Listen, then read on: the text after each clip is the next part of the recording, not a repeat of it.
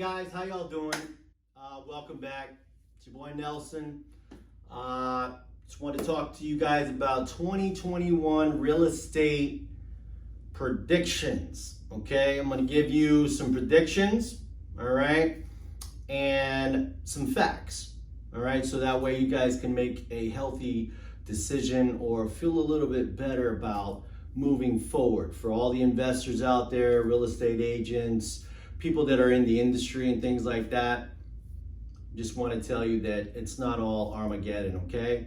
So if you don't know, I'm going to help you out and give you a couple tips on purchasing, buying, what's going on, the reason why, and things of that nature, okay? Predictions. Okay, well, the Fed, central banking of the United States, they say it's about 0% right now.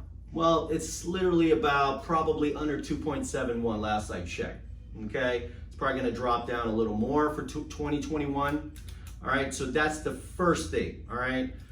What does that mean?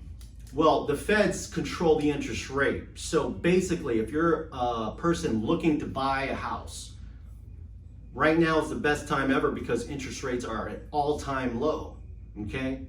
All-time low. So to borrow money, it's going to be cheaper than ever, okay? That's one thing. Second thing, the housing inventory.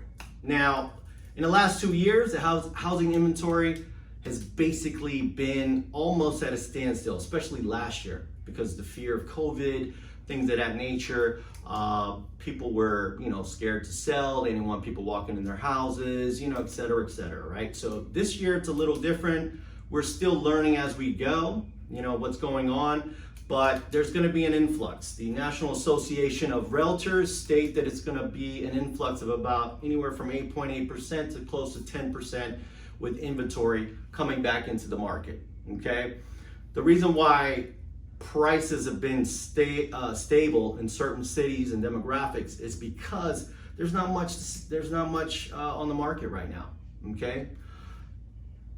This year coming up, 2021, is going to be an uptick in that, okay? So these three things that I just mentioned, the Fed's dropping the interest rate down, the housing inventory is going to go up. So basically, you got to look at those cues there. Those are the positive things, plus whatnot. Now, here's the minuses. Everybody's talking about it. Oh, there's going to be a wave of evictions and foreclosures coming, a tsunami. Get in while it's hot, things of that nature. Like, oh my God, like it's a free for all. The market's going to crash. The market's not going to crash. Okay, Let me just state some facts. With the wave of, or the fear of the wave of evictions and foreclosures, the moratoriums are set to expire by January. Now, the new COVID-19 bill that was just released, or let's say the stimulus bill that just came out, they're giving an extension to all federal loans like Fannie Mae, Freddie Mac, FHA. If you have one of those type of loans, you're going to get an extra 30 days, which probably is going to be to the end of January, okay? It's not really a Band-Aid or anything like that, but, that gives you some little bit more time. Another minus factor in what's going on right now, too, is that there's going to be a wave of evictions coming out because once the moratorium ends, that means evictions are going to start. They say that the national average right now of a renter is somewhere around, they're owing $5,900 some dollars, or that's what they are in arrears or past due. Okay, that's pretty hard when you lost your job, or let's say you're working part-time now from home, things of that nature.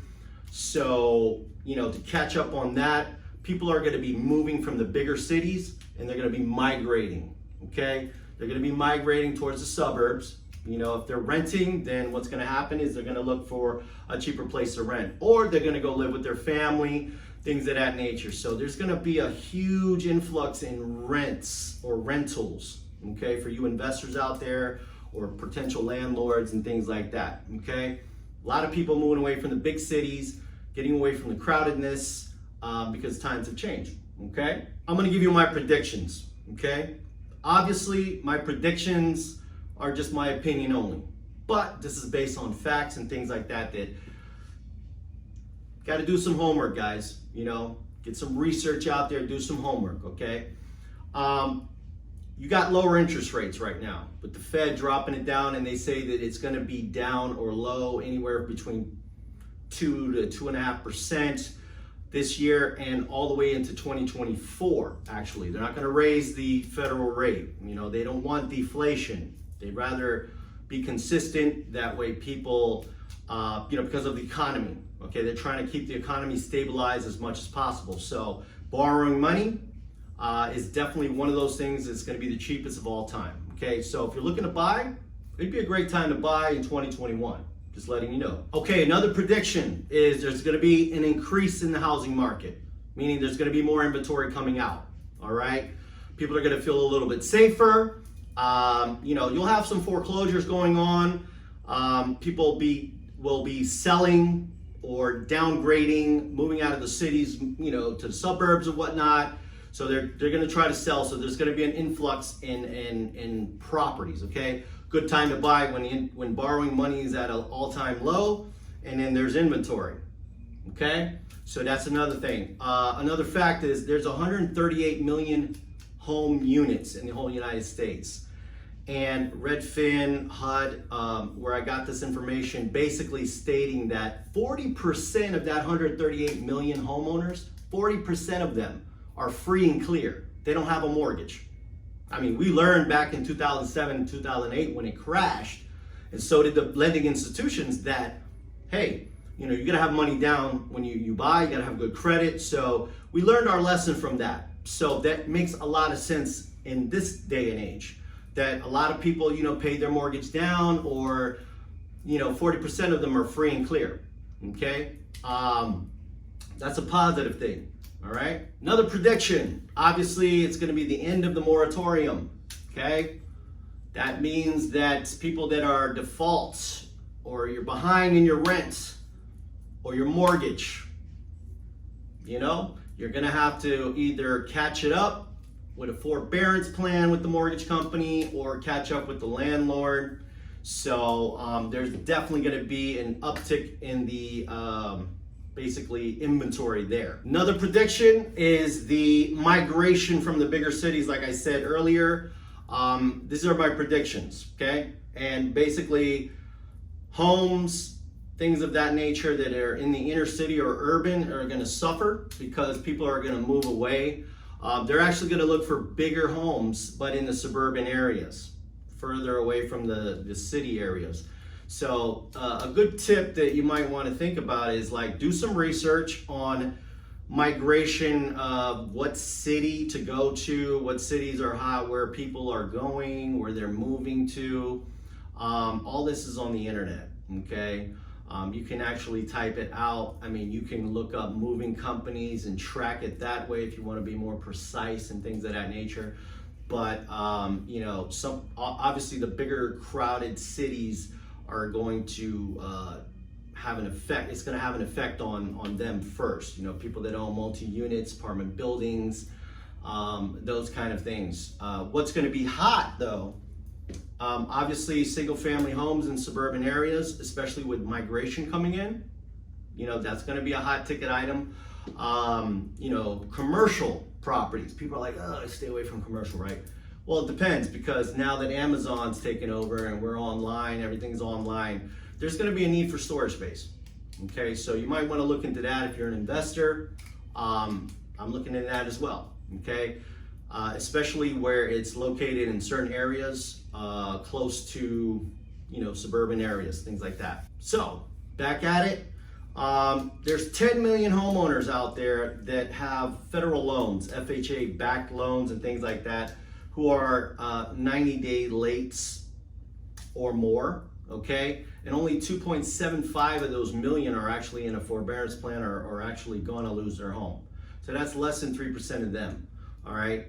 If you do 138 million, like I said earlier, which is the total, 40% of that, take that out of the equation because they don't have a mortgage. Then you have this percentage, all right? So what I'm trying to say is that when people talk about the market crashing, it's not gonna crash. You got less than 6% of people actually gonna lose their homes or in a default situation, right? That's not a lot, okay? When you consider what's going on, All right, a lot of people have a lot of equity. They say there's somewhere around $10 trillion in equity out of all these homes. So a lot of people are going to take advantage of the low costs, the low interest rates to refinance their home into like a 2%, 3%. So they're going to lower their payments, things of that nature. People are going to move away from the big cities. They're going to try to move into suburban areas with bigger homes where they can set up, office space, because now a lot of people are working from home. Okay, so bigger spaces. Here's my tips. Buying a house in 2021, good idea. Okay, interest rates as low as possible, 40-year low. Okay, and they're going to stay that way. At least that's what the Fed say. And they're going to go a little bit lower. Okay, you're going to have inventory. All right. Second thing, commercial property space, industrial warehouses, things like that, storage units. You want to look at that near suburban areas. You want to buy those too. Why? Because nowadays, instead the retail market's hit, nobody's going to the malls like they used to. People are shopping online, and people are making online stores. They need a place of storage. All right, they need to store their supplies. So if you have a gigantic warehouse with storage space, good ticket item there. Okay. The third thing, buying a home in suburban areas. Remember, do your research where people are migrating towards. Okay, a lot of people are coming to Miami. This might be a market it's already high. Okay, but on the outskirts of Miami, you can find cities and things like that where the price may be low. Port St. Lucie, you go up north, whatnot. But bigger homes, right? So people can have their office space in their home. All right, so if you want to ask me, my predictions are basically, if you want to buy a home and you got good credit or even mediocre credit, go for it. Look for industrial warehouses. These are my tips I'm giving you. And the market's not going to crash, okay? It's going to suffer a little bit, but it's not going to crash, okay? So these are my predictions. Stay tuned. I got some more great videos, and don't forget to hit that like button. And definitely subscribe, because I got a lot of more stuff I'm going to tell you guys, okay? Peace.